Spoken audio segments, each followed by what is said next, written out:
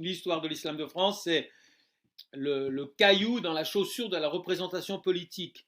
Les musulmans, soit en Algérie, soit en France, n'ont jamais eu le droit de s'organiser dans le cadre des institutions qui donnent à chacun sa part d'accès au pouvoir politique. On a toujours essayé de fabriquer des élites. Hein, et on va aller très très vite en besogne. Mais la gestion de l'islam de France, c'est comme la gestion de l'islam algérien du temps de la France. C'est on fabrique de fausses élites qui reproduisent le discours de domination. En Algérie, ça s'appelait cette administration fantoche des Haras et des Bachara. Et en France contemporaine, ça s'appelle les Chalroumis. C'est-à-dire qu'on fabrique des élites qui ne sont pas légitimes, qui n'ont pas le respect de la communauté au nom de laquelle ils parlent.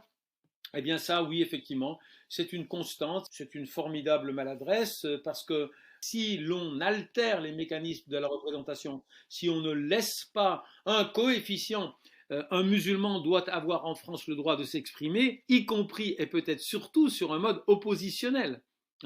Or, nous n'aimons, c'est une expression qui est bien connue, nous n'aimons que les bénis oui-oui. S'il n'y en a pas, on les fabrique, on les encourage. D'où est venu l'abcès de l'islamo-gauchisme? C'est relativement simple. Au bout de 2, 3, 4 générations, ça a pris du temps. Les descendants des sociétés qui ont été colonisées ont acquis la capacité, ont acquis les ressources nécessaires pour exister dans le débat public citoyen et pour, premièrement, réclamer ces droits que nous leur avons en théorie accordés avec la nationalité, et plus encore, plus dangereusement encore, à réclamer le droit de participer à l'écriture de leur histoire. C'est ça qui est en train de se passer. Et ça génère cette réaction unanime. C'est pas l'extrême droite, c'est Frédéric Vidal, c'est la République en marche, et c'est bien sûr les Républicains, c'est 80% du spectre politique français qui s'hystérise. Les descendants des colonisés, s'ils sont de culture musulmane, il peut leur arriver d'employer des segments du lexique de la culture musulmane. À ce moment-là, on les traite d'islamistes. S'ils ne sont pas de culture musulmane, ou s'ils sont de culture musulmane, mais qu'ils veulent se masquer complètement, se couper complètement de leur ancrage religieux, pourquoi pas, ils sont légitimes à le faire, eh bien on les appelle des racialistes. D'accord ? Mais le dénominateur commun est le même. Ce qui se passe en France, c'est la volonté des descendants des sociétés qui ont été privées de la parole publique de prendre la parole dans l'espace public. Dans les années 80, nous avons en France connu un terrorisme d'extrême gauche qui s'appelait Action Directe. Les gens d'Action Directe voulaient tuer les grands patrons qui étaient les représentants du méchant capitalisme. D'accord ? Imaginez que pour lutter contre Action Directe, nous ayons dissous la CGT, qui elle-même lutte aussi contre les grands patrons et contre le capitalisme. D'accord ? Eh bien, le gouvernement français a eu une réaction absolument catastrophique, purement électoraliste, qui était, parce que c'est le point extrême, non pas de criminaliser la petite frange des djihadistes, mais de criminaliser tout le phénomène salafi, alors que, je suis désolé, il y a des moines guerriers, puis il y a des moines contemplatifs.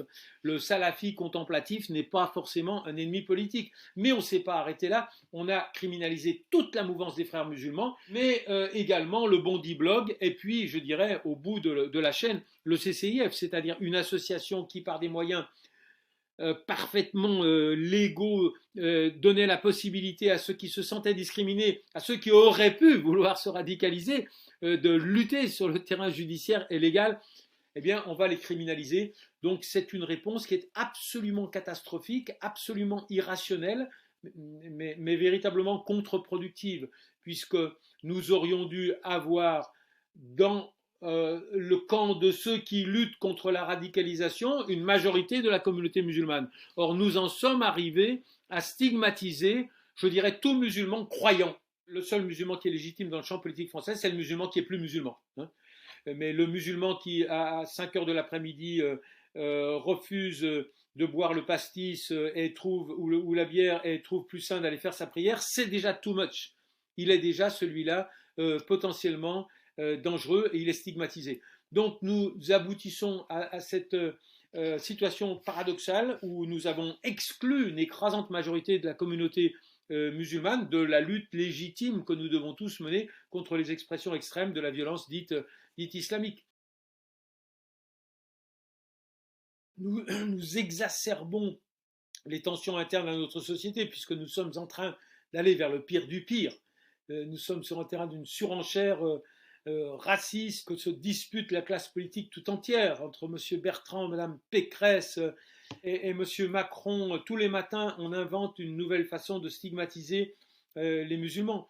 Et puis, eh bien, l'actualité récente, nous avons neutralisé, hein, parce que quand c'est un terroriste, on le neutralise, on ne l'assassine pas. Donc, simplement si vous prenez les propos des hémorroïdes français, que vous les corrélez avec les résultats de l'intervention militaire au Mali, vous avez effectivement toutes les raisons qui permettent de penser que malheureusement, des Français parfaitement innocents risquent d'être neutralisés du fait de l'imprudence électoraliste de nos élites actuelles.